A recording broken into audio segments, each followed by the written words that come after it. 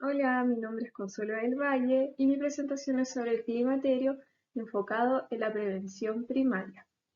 Por lo tanto, no se va a abordar los métodos diagnósticos ni tratamientos, sino solo como lo que se puede hacer desde la prevención primaria.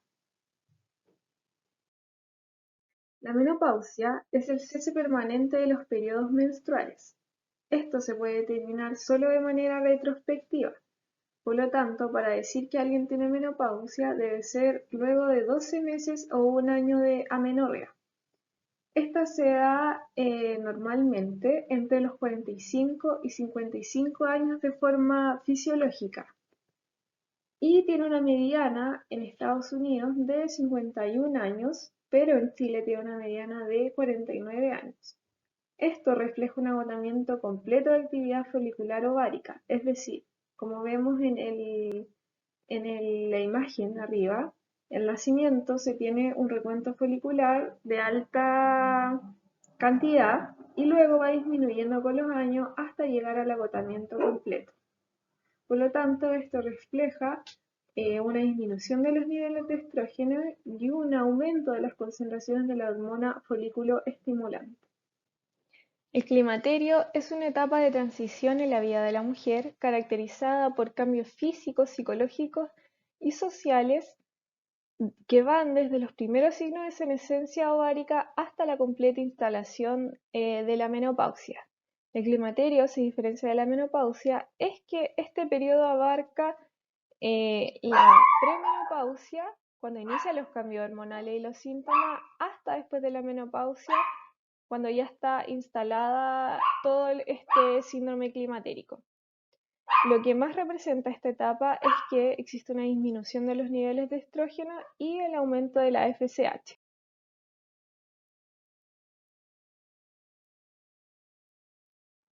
Como vemos en este esquema, a los 50 años aproximadamente se produce la menopausia y antes está el periodo premenopáusico y después está el periodo posmenopáusico.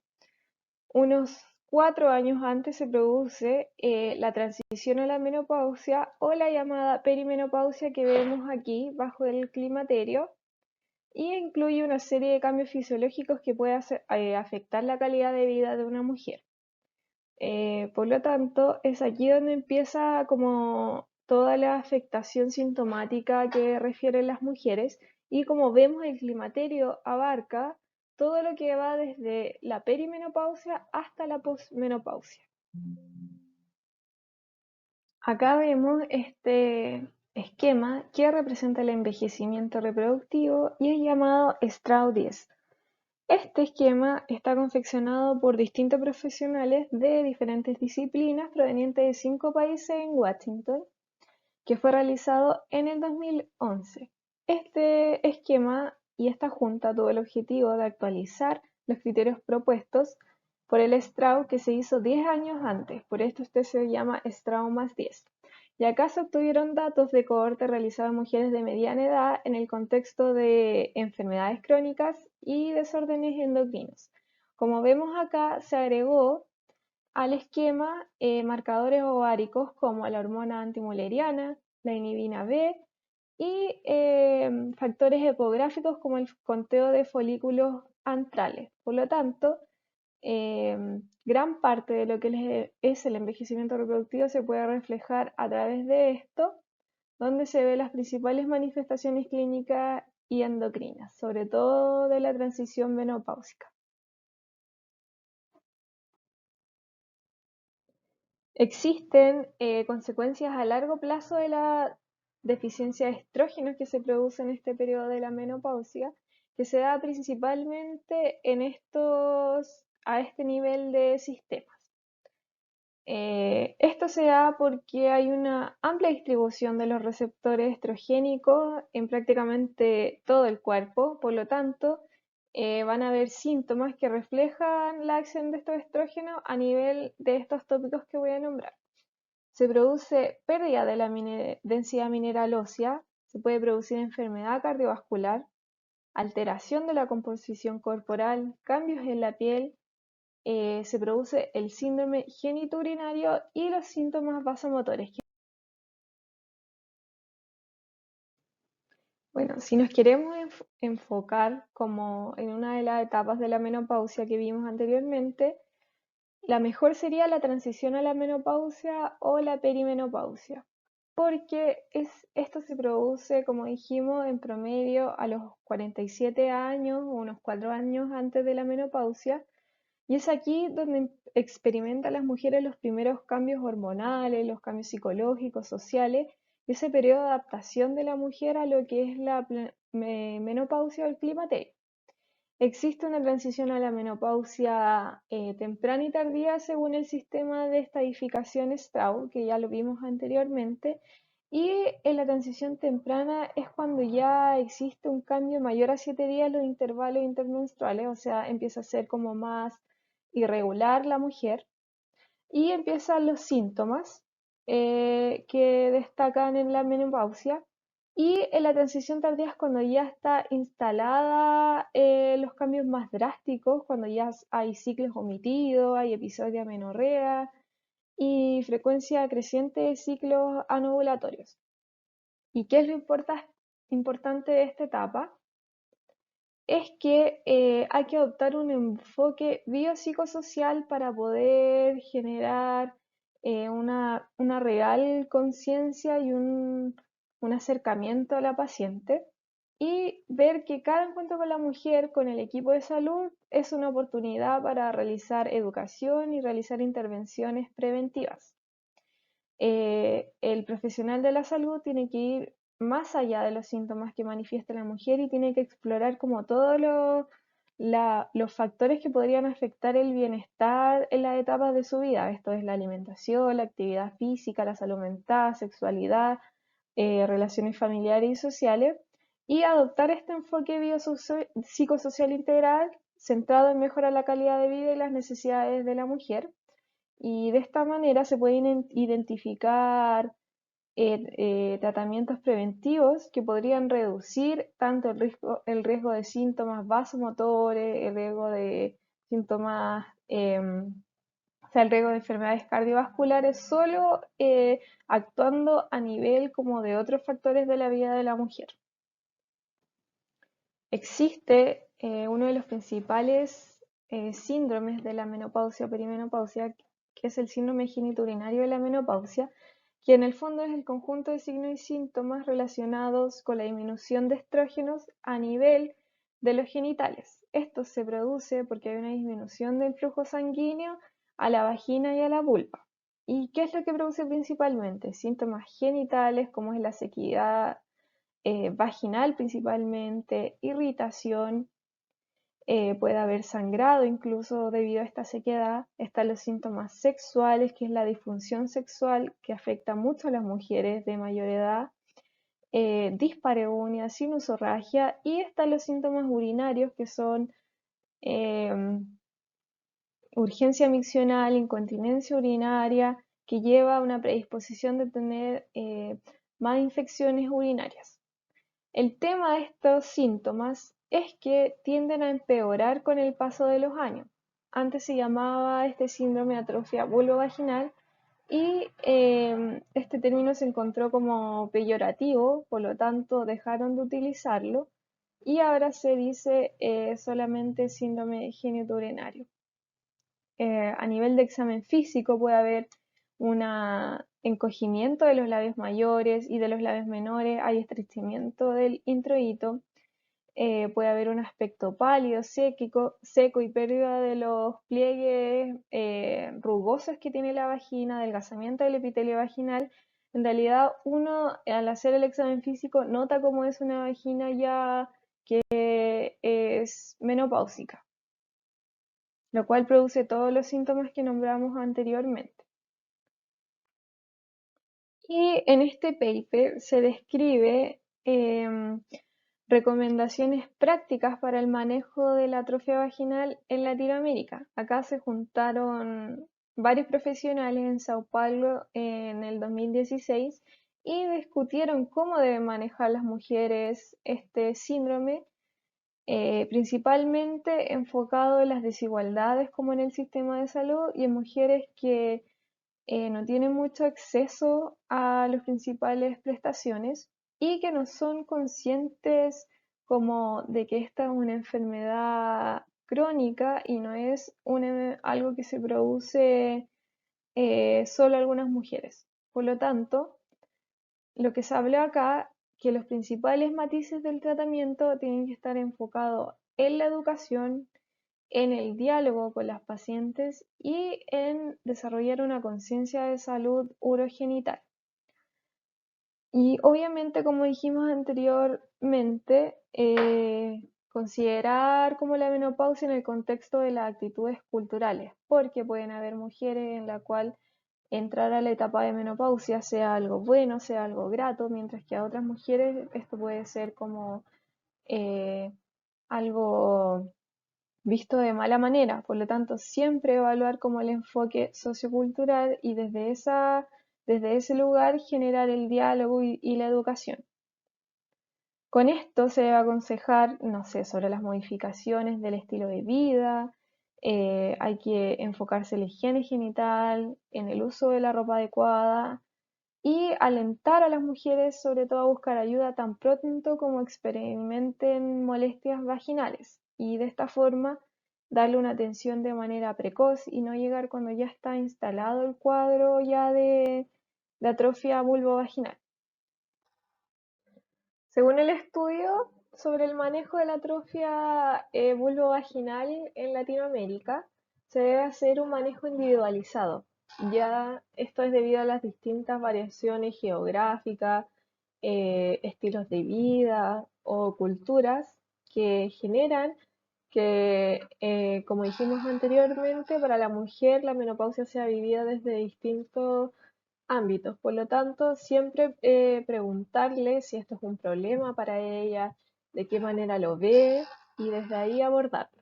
Se debe hacer orientación, asesoramiento relacionado con la higiene adecuada y con las modificaciones del estilo de vida. Lo más importante dentro de la prevención es realizar la educación proactiva, que sería promover el concepto de salud vaginal y siempre apoyar la idea de consultar mientras antes mejor, para poder abordar de mejor manera la sintomatología de la paciente. Siempre hay que evitar factores de riesgo que se asocian a los síntomas atróficos, es decir, evaluar la higiene genital, la ropa, la actividad sexual, todos esos síntomas o factores que pueden estar quizás aumentando estos síntomas, recomendaciones generales, que son prácticamente las mismas que nombramos anteriormente, y dentro de este tópico, donde es importante evaluar cuanto antes mejor, dentro del estudio se dice que idealmente tratar a las mujeres cuando recién estén iniciando con estos síntomas y el mejor tratamiento para esto sería la terapia hormonal local. Por lo tanto, siempre intentar ofrecer esta opción a la paciente para que mejore su vida sexual desde el comienzo y no llegar ya cuando está 5 años, 10 años después con estos síntomas y tenga una vida insatisfactoria de pareja. Los hidratantes y lubricantes sirven, pero generan alivio de síntomas solo a corto plazo. Como sabemos, esto se da diariamente y sirven para mejorar todo lo que es la parte sexual. Como dijimos, la terapia hormonal local es la que está recomendada, sobre todo si la paciente solo tiene síntomas geniturinarios. Con esto se debe empezar y se debe usar la dosis efectiva más baja. Esto puede mejorar la comodidad del coito, puede aumentar la humedad vaginal, pero no va a revertir la mayoría de los cambios vaginales atróficos. Lo que genera una mejora en esto serían los humectantes y lubricantes vaginales, pero en pacientes con síntomas leves. En quienes ya tengan síntomas persistentes, ya deben requerir tratamiento hormonal. Y la terapia hormonal sistémica no está recomendada para el inicio de los síntomas. También considerar que la terapia estrogénica adecuada permite una restauración del pH ácido y una restauración de la microflora vaginal. Permite el engrosamiento del epitelio, el aumento de las secreciones vaginales y la disminución de la sequedad vaginal. Por lo tanto, la paciente no va a tener dolor al tener relaciones sexuales, va a tener menor incidencia de infecciones del tracto urinario. Por lo tanto, es atingente evaluar el inicio de la terapia hormonal en la perimenopausia. Los síntomas vasomotores son uno de los principales síntomas que molestan a las mujeres menopáusicas. Y tenemos el sofoco, que puede ser intenso, que está acompañado de sudoración y de tensión de la actividad de la mujer; moderado, el cual produce sudoración, pero la mujer continúa con su actividad; y mínimos o nulos. Em, Se habla de una frecuencia de 7 o más sofocos moderados a intensos al día o más de 50 a la semana, por lo tanto uno lo ve realmente en la consulta como algo predominante. Y del 10 al 15% sigue experimentando estos síntomas de 10 o más años en la posmenopausia, por lo tanto su prevalencia es alta. Pero a nivel preventivo, a nivel de un enfoque no farmacológico, se ha visto que se pueden utilizar fitoestrógenos, que va a ser hablado más adelante, como una posible terapia en reemplazo a la terapia hormonal. Y también se habla del beneficio de la actividad física en la reducción de síntomas vasomotores.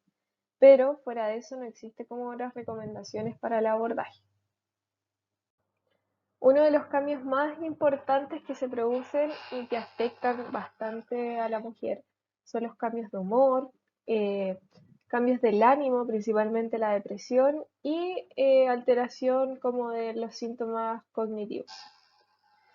Se realizó un estudio que hacía una comparación entre hombres y mujeres sobre dificultad para concentrarse, dificultad para realizar tareas complejas, y en mujeres perimenopáusicas no se apreció un aumento de esto, pero sí se vio un pequeño aumento en mujeres posmenopáusicas. Por lo tanto, los síntomas cognitivos empiezan a aparecer ya de manera más tardía.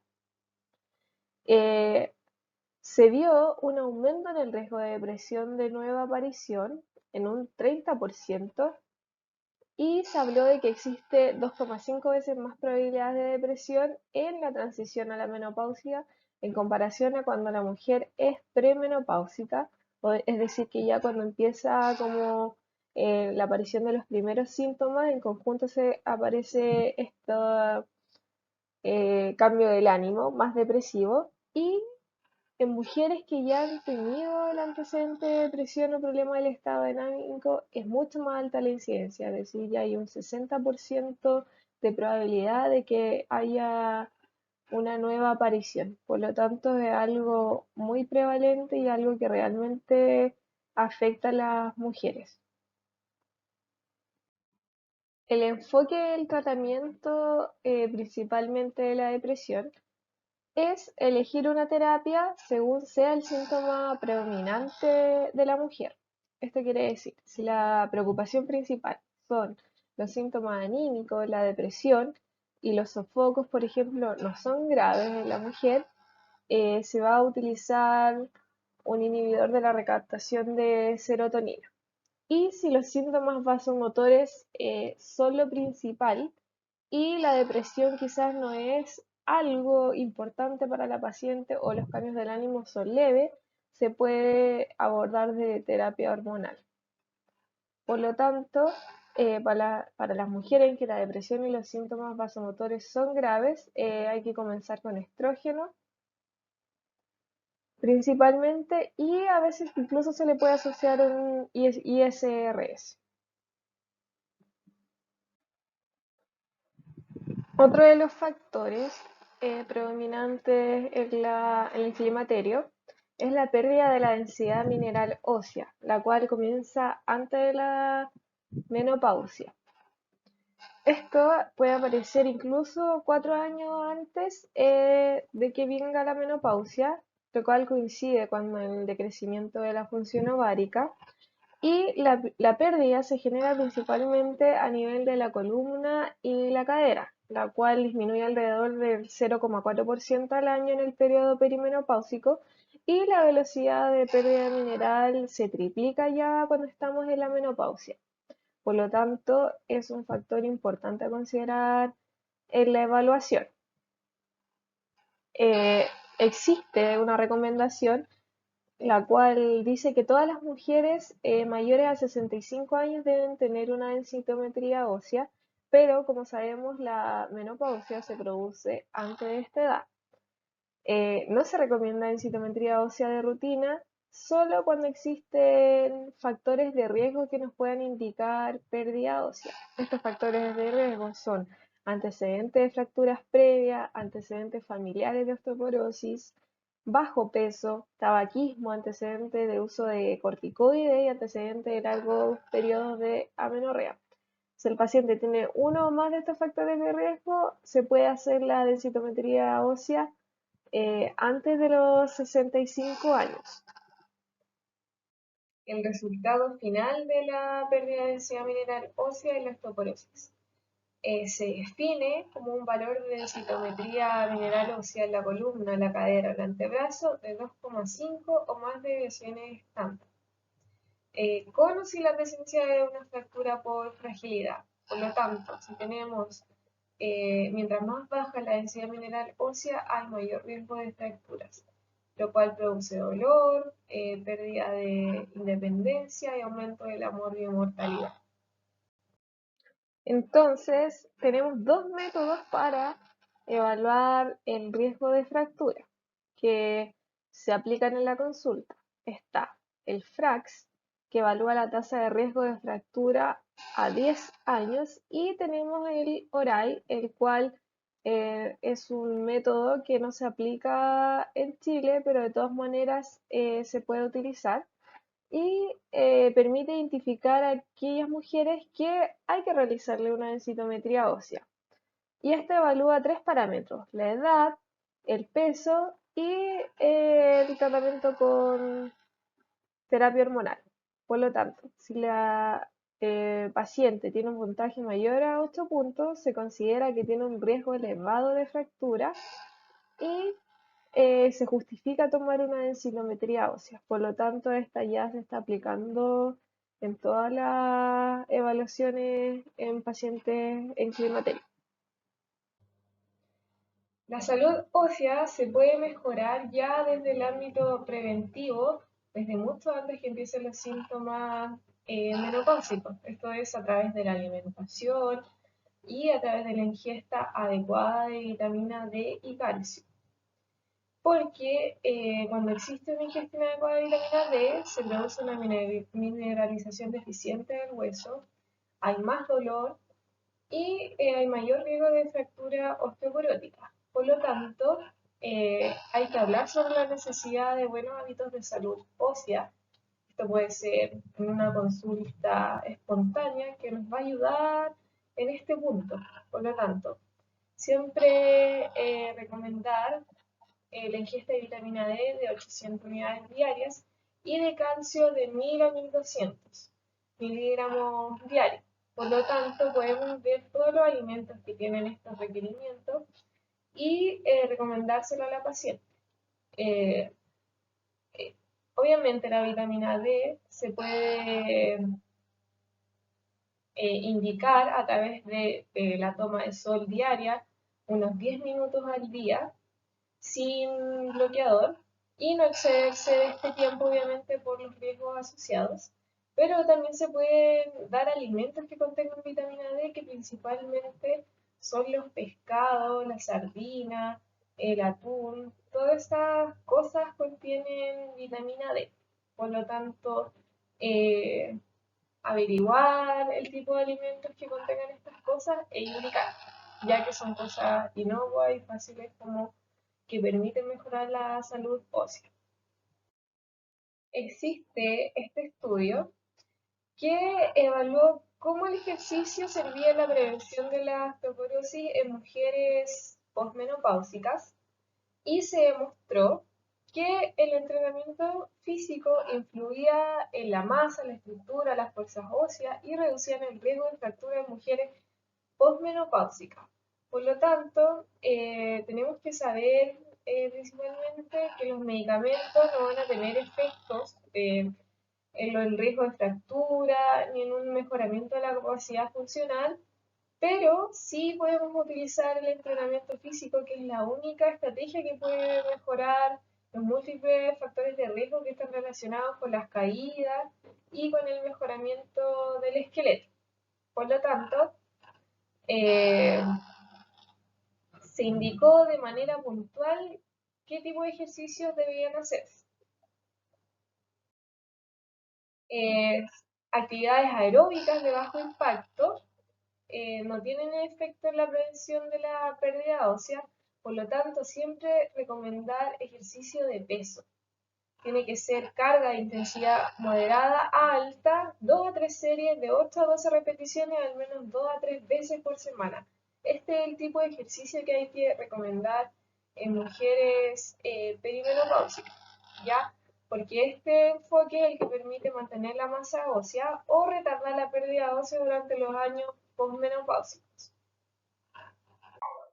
Y también recalcar que la actividad física va a ser la mejor herramienta que vamos a tener a disposición a nivel preventivo, porque va a realizar un mejoramiento a nivel de todas las enfermedades que se producen a nivel climatérico.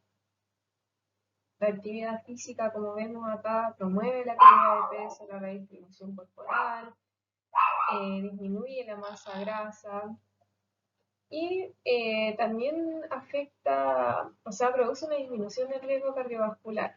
Por lo tanto, eh, tenemos como demasiados beneficios asociados a la actividad física. Por lo tanto, siempre destacarlo dentro de la atención. Existe un proceso que se llama flexibilidad metabólica, el cual habla de la capacidad de cambiar la utilización de grasa durante el ayuno a la utilización de carbohidratos cuando se produce la hiperinsulinemia. Y este proceso lo regula la hormona gonadales a nivel de las mitocondrias. Por lo tanto, cuando hay una pérdida de estrógeno, se altera este proceso y existe una disminución de la flexibilidad metabólica, generando que hay una redistribución de grasa a la zona abdominal. Entonces, en conjunto con este proceso asociado a la pérdida de estrógeno, se produce pérdida de la masa magra, aumento de la masa grasa y la pérdida de proteínas. Entonces tenemos este estudio que habla sobre nutrición en la mujer menopáusica, esto enfocado en todos estos cambios a nivel de la composición corporal que se podrían mejorar a través de una mejor alimentación en conjunto con el ejercicio que enfatizamos anteriormente. El estudio se enfocó principalmente en una dieta mediterránea, la cual es baja en grasa saturada, alta en grasa monoinsaturada, rica en antioxidantes, fibra, hidratos de carbono integrales y prioriza el consumo de pescado, aceite de oliva, frutos secos, verduras y alimentos principalmente no procesados. Y nos habla este estudio de que los carbohidratos no se asocian a una disminución de masa grasa, es decir, nos habla como de un beneficio como tal de hidratos de carbono integrales, pero obviamente tienen muchos beneficios aparte en otros ámbitos, por lo tanto sí se recomienda el consumo de fibra y granos integrales. Habla de los beneficios significativos a nivel de la dieta mediterránea sobre la densidad mineral ósea, es decir, que si uno ocupa esta dieta, ya sea con o sin síntomas, igual vamos a tener un efecto a largo plazo. Eh, Habla de un estudio, o sea, habla de una ingesta adecuada de calcio y vitamina D, lo que nombramos anteriormente, y se habla de que la vitamina K tiene como una relación con la síntesis como de osteocalcina por los osteoblastos, pero todos los estudios son inciertos. Por lo tanto, de todos los nutrientes que nombramos, como la vitamina K es la que tendría menos evidencia. Y la vitamina C se asocia con un menor riesgo de fractura de cadera y osteoporosis y un aumento de la densidad mineral ósea a nivel del cuello femoral y la columna lumbar. También se habla del selenio, que también tiene como un aspecto crucial en el metabolismo óseo. Por lo tanto, siempre enfocar la alimentación en estos aspectos. Esto combinado con otros hábitos de vida saludable como el ejercicio puede ser una estrategia no farmacológica útil para la prevención primaria de la osteoporosis y la fractura en el periodo perimenopáusico y también para obviamente tener una nutrición adecuada y una mejor composición corporal. Una de las cosas más importantes de las que se habla dentro de la menopausia es la enfermedad cardiovascular que se presenta en este periodo. Y esto se produce principalmente porque los estrógenos ejercen un papel protector en el sistema cardiovascular, los cuales se producen principalmente en los ovarios a través de un proceso donde el colesterol es utilizado como sustrato, principalmente el LDL. Pero el LDL no puede utilizarse para sintetizar estrógeno durante la menopausia porque ya no se, obviamente por el proceso fisiológico, lo cual produce una disminución de la producción de estrógeno y un consecuente aumento de los niveles de LDL en sangre.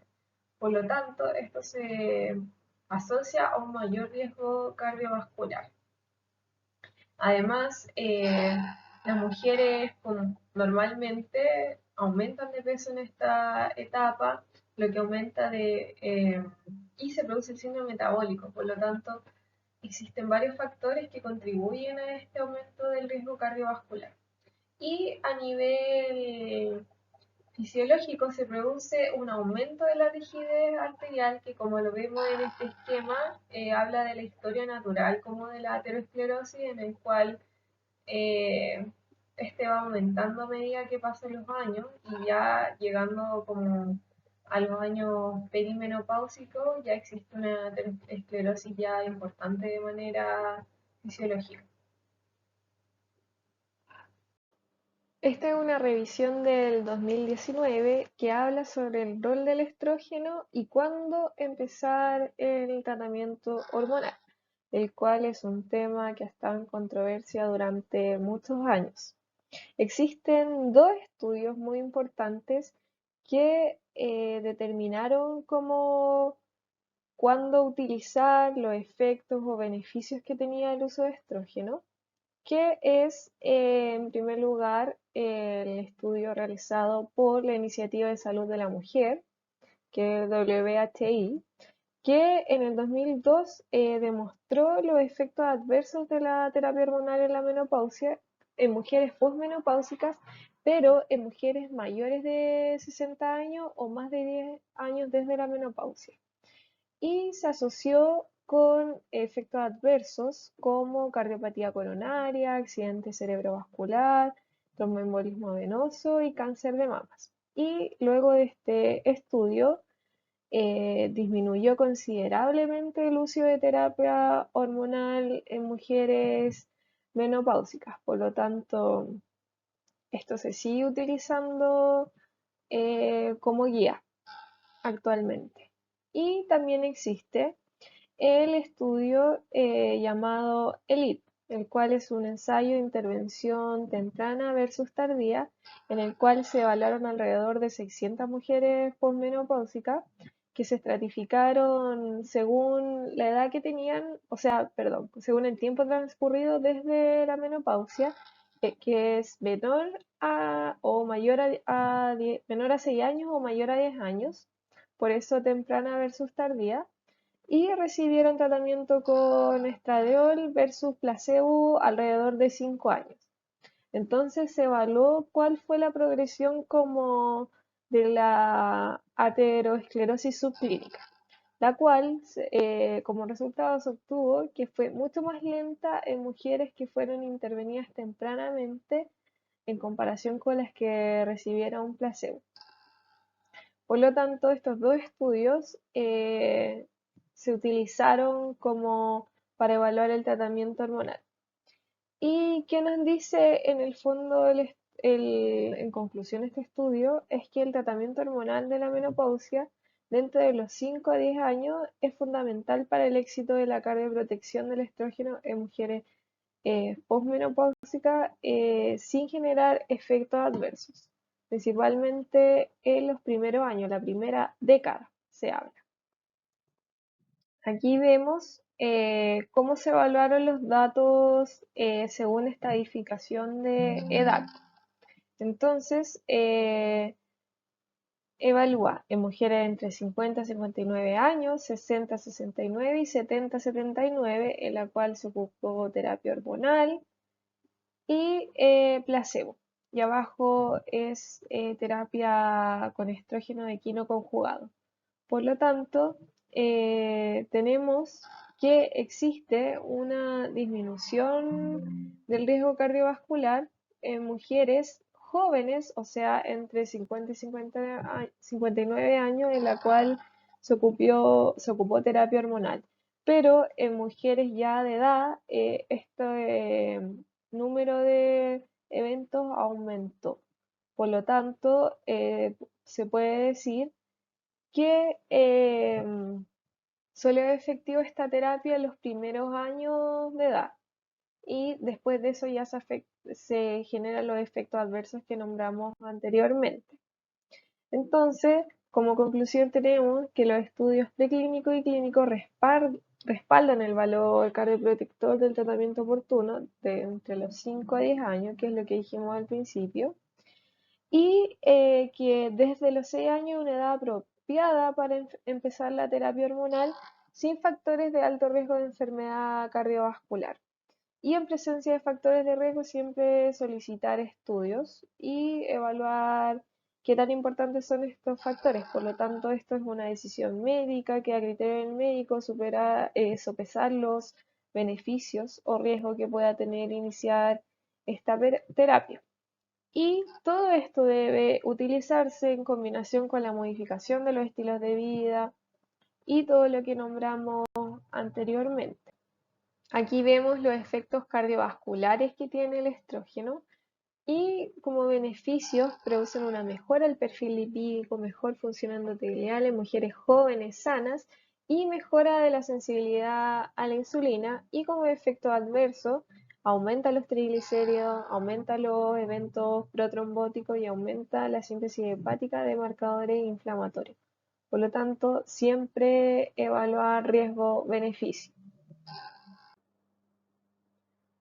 Entonces lo que se puede concluir en este estudio es que todos están de acuerdo en la edad en la cual debe usarse la terapia hormonal y que está indicada solo para el tratamiento de los síntomas de la menopausia en mujeres más jóvenes, es decir, en la primera década, pero no se ha visto su utilidad en la prevención primaria de la cardiopatía coronaria.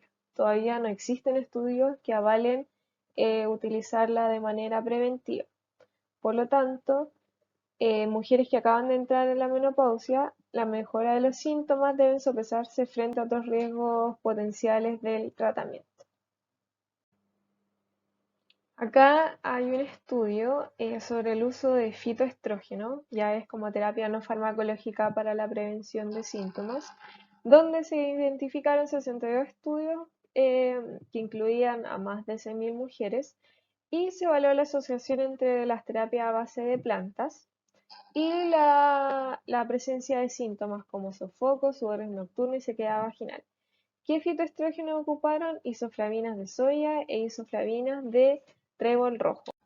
Lo principal que nos mostró este estudio es que hubo una disminución en el número de sofocos diarios, una disminución en la sequedad vaginal, pero no hubo una disminución en cuanto al sudor nocturno de 24 horas. Por lo tanto, solo podemos usar este tipo de terapia para el mejoramiento de los sofocos y algo en la sequedad vaginal, pero aún así sigue en cuestionamiento su uso.